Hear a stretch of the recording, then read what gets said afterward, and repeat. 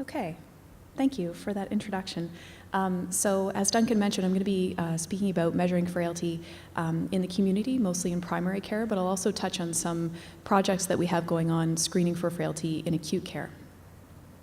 I'm going to start out by reviewing some Nova Scotia statistics and make a case for why we need to measure frailty routinely in clinical practice in Nova Scotia. I'm going to speak about the Frailty Portal. I'll give you an overview of some of the Phase 1 findings, as well as a plan for Phase 2, including the implementation grant. And I'm just going to touch briefly on how this is integrated with some of the work that we've been doing with the Palliative and Therapeutic Harmonization, or PATH program. So in Nova Scotia, much as it is everywhere in Canada, we are increasingly met with the challenges of frailty, and we have the distinction of having the highest proportion of seniors in the country. And so it really behooves us to get this right and get it right quickly. So as you can see in Nova Scotia, frail older adults currently make up about 18% of the population, but this proportion is expected to grow considerably over the next several years. And as it is also no surprise to anyone in this room, frail older adults account for a disproportionate amount of healthcare spending, particularly in the last 6 months of life.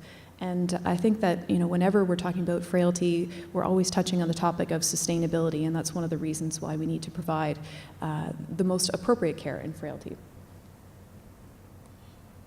So a couple of years ago, the Department of Medicine Strategic Planning Committee at Dalhousie, as well as the District Department of Family Practice in our health district, were both sort of thinking along the same lines that we needed to have a more system-wide approach for frail older adults. So we came together and developed a frailty strategy, and this work is still very much ongoing, but the strategy itself is in the process of being written up and has 5 strategic directions, the vision for which is that we want to enable persons experiencing frailty to live as optimally as possible. So persons experiencing frailty, of course, includes the patient, but also caregivers and others who are involved in the circle of care. So as you can see, there are 5 strategic directions around that, and so one of them is understanding, so that we all have a culture in which frailty is recognized and understood as a key determinant of health. Engagement, so that we're involving patients, caregivers, the wider community, to ensure that frail persons are living as optimally as possible. The care experience for, not just patients, but their caregivers and family, optimizing the use of research findings for care, and harnessing the value of information technology. And we have a governance structure that's designed to really sort of synergize and capitalize on the various work that's going on within each of these areas in the strategy.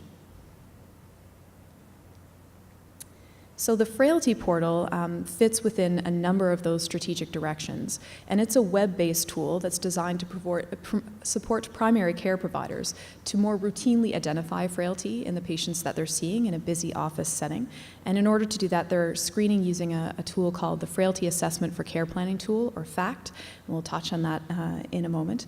And not only to identify frailty, but to be able to respond to it. And that's a critical aspect of any screening program. So we wanted to support primary care providers to support their patients and their caregivers with self-management and crisis planning, also to enhance the use of appropriate referrals within the community and also to tertiary care, to aid in the transitions in care, particularly for those patients who have a high likelihood of going to the emergency department or transitioning to community care, and apply evidence-based clinical practice guidelines for frailty.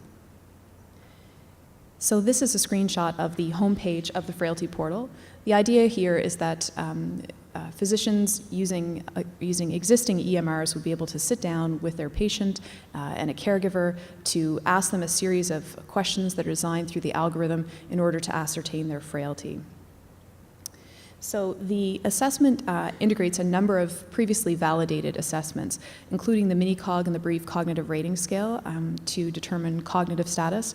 We're using the FACT tool, which is a modification of the clinical frailty scale, and clinical practice guidelines that have been developed for frailty are also part of these guidelines. And currently we have guidelines for hypertension, diabetes, and the use of statins in frailty. And thanks to the TVN, we are soon to have some guidelines dealing with the use of antidepressants in frailty.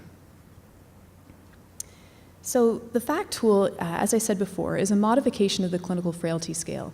And when we began doing work using the clinical frailty scale, both in acute care and the community, we often heard from providers, I like the pictures, this makes sense to me, but I'm not really sure how to go about administering this in a busy practice. And they may have felt a little bit uncomfortable using Gestalt judgment. So what we wanted to do was provide a more structured methodology for scoring. So one of the modifications is that this scale separates the original clinical frailty scale into different domains, the domains of mobility, social function, ADL function, and cognition. So that allows for a little bit easier determination of the level in each of those domains, but also, particularly in acute care or team-based care, can suggest an area for focus for the team. So if someone is severely frail and that frailty is driven by their mobility or impairment in mobility, that can give the team a sort of head start in terms of where to focus efforts. It also adds validated screening tools for cognitive assessment so that we're not relying on clinician gestalt about cognition, because as we know, not only in acute care but in the community, clinicians often miss cognitive impairment. It relies on a collateral historian to provide information about baseline function, again, because we know, particularly when cognitive impairment is present, that patients tend to overestimate their function when they're speaking to a healthcare provider. And I know that I personally will be completely misrepresenting my function to my healthcare providers as I navigate through the system as I age. The other thing that we did with this scale was to combine levels 2 and 3, which you may remember as well and managing well, because these levels were fairly close together and didn't have a lot of distinction in terms of the visit goals that would be associated with them. So this is a screenshot of the Frailty Assessment for Care Planning tool. So again, you'll recognize the clinical frailty scale levels along the left-hand column if your eyesight is very, very good. And you can see that you have baseline mobility, social function, their ADL function, and cognition. And importantly, the tool also asks providers to ensure that the information that they're gathering is representative of this person's baseline. So they're meant to ask a collateral historian, is what I'm seeing today usual for this person? So if someone's in the throes of delirium, that we're not going to use that cognitive assessment to score their frailty. And this is a sort of pictorial representation of the algorithm that's built into the system to help clinicians measure the cognitive level. So it takes clinicians through a series of questions that start with a mini-cog and then move into the brief cognitive rating scale if there are deficits. And this allows the clinician to assign a level corresponding with the clinical frailty scale levels in the cognitive domain. So that could be anywhere from normal aging all the way down to very severe cognitive impairment. So the phase 1 objectives with the portal were really to first raise awareness about frailty for primary care providers, to give them a language to be able to approach frailty with their patient, to explore the usability of a web-based tool, but also to strengthen partnerships across providers. So in terms of phase 1, we did a pilot from April to October of 2014 involving 11 very eager and willing primary care providers. We did pre and post surveys with them to ascertain their baseline knowledge, needs, and their confidence in measuring and assessing frailty. We did educational training sessions with them to help them understand how to use the portal, but also why one would want to measure frailty in a busy clinic office setting. And there were also practice facilitation visits one-on-one with them to help them sort of navigate through the portal and make sure that they were able to access it without difficulty. Our IT partners developed a system usability scale for us to look at how easy it was to actually navigate through the system, and we did a post-reflective exercise with the users to understand the perceived improvements attributed to the Frailty Portal. So 116 assessments were completed, and in the original iteration of the portal, the visit goals, so what you would do or how you would respond to the frailty level, were divided into 3 main categories. So one was very fit to well, the second category was vulnerable all the way to moderately frail, and the third was severely or very severely frail. And so these are the number of assessments that were done. You can see that for the most part, patients were vulnerable to moderately frail. So some of the key findings from this initial phase 1 evaluation showed that the Frailty Portal helped primary care providers to identify frail patients within their practice. It also helped them to guide their discussion and education with patients and families around frailty and appropriate care. So, for example, if you navigate through the portal and the portal says, this patient is mildly frail, they're mildly frail by virtue of, for example, their functional deficits and their cognitive deficits, then it would then give you a series of visit goals that you could work through with that patient and their family to further clarify their cognitive status, to look at decision making, and link up with community resources. We found that they indicated that the portal provided information on these resources in a way that was a little bit more readily accessible to them than it had been before, and they felt that it helped them make effective use of geriatric medicine resources. So some of the challenges with the portal was that it wasn't currently, and still isn't, linked directly to the EMR, because different primary care physicians are using different EMRs in our province still. So they had to go outside of their own EMR to access the portal. There are no fee codes for primary care providers to do this kind of work, and it can be time-consuming. It's challenging to get collateral history from family, and I think that was one of the findings, important findings from the first iteration of the portal, because primary care physicians said, well, Mary comes into my office, I see her a couple times a year, I've been following her for 20 years, and I thought everything was going along fine until I contacted her daughter, who's got a number of concerns with how things are going in the community. They found that the frailty bins, so the sort of well to managing well and the vulnerable to moderately frail, were just too broad for the visit goals. And they found that there was some redundancy between those bins in terms of the visit goals.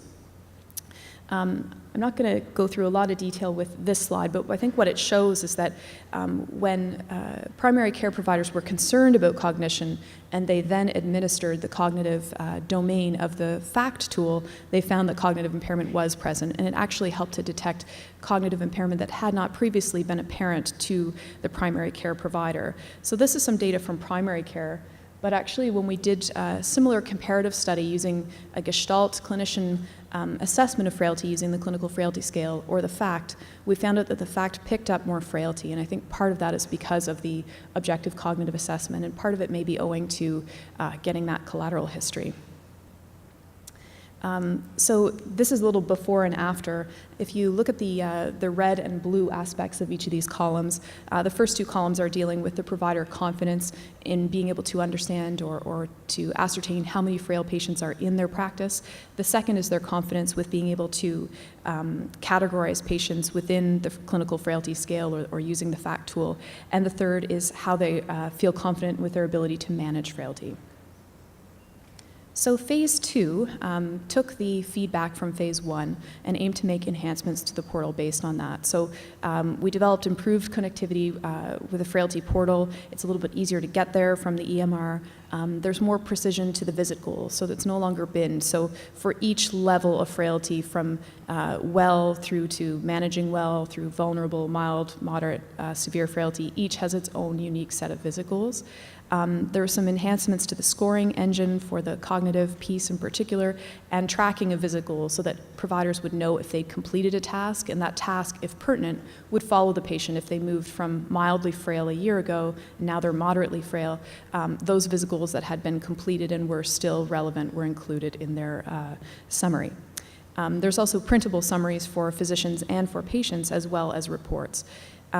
So the phase 1 group of primary care providers was re-invited to take part in phase 2 using those enhancements. And that was launched in June of 2015, and they're now using the phase 2. We were getting some iterative feedback from them, and that will continue to be gathered to inform further development and evaluation, and as well to inform how we're going to scale this and spread it. And so that brings us to the implementation study, which is implementing the Frailty Portal in community primary care practice, evaluating feasibility, effects, and expansion needs.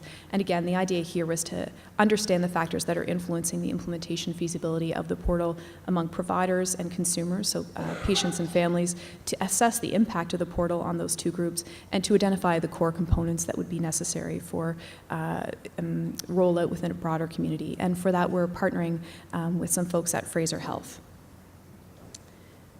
So we've now recruited 15 more primary care providers, which includes physicians and nurse practitioners.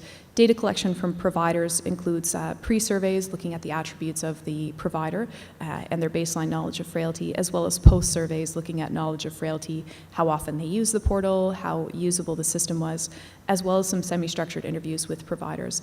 And in terms of patients and caregivers, we have some post-surveys looking again at their awareness of their own frailty and the impact of that knowledge on their involvement in their healthcare and confidence for decision making. So that's the measuring of frailty in the community. I did want to touch briefly on what we've been working on measuring frailty in acute care. So these are some projects that have been rolled out in conjunction with the PATH program. And for those of you who are not familiar with it, the PATH program is a rather intensive care planning model for patients and their caregivers who are not actively dying, so they don't fit under the auspices of palliative care, but are nevertheless at very high risk of having the next health crisis with a poor outcome associated with that. And the program and model has developed into some clinical programs, and I'm going to speak to some of those, as well as training programs for healthcare providers. And this has been rolled out in acute care, in long-term care, and in the community, both in Nova Scotia and in Ontario. So just to briefly introduce you to some of the principles, the first principle of the PATH model is that frailty should be at the forefront of decision-making. The second is that information changes decision-making. So I think when patients are frail and their health is complex, we tend to spend a lot of time gathering information and not very much time reflecting that information back to patients and their caregivers in order to empower them.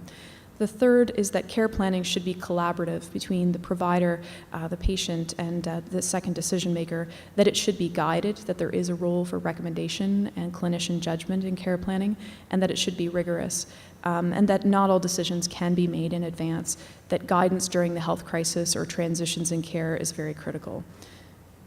So clinically, that rolls out as 4 steps.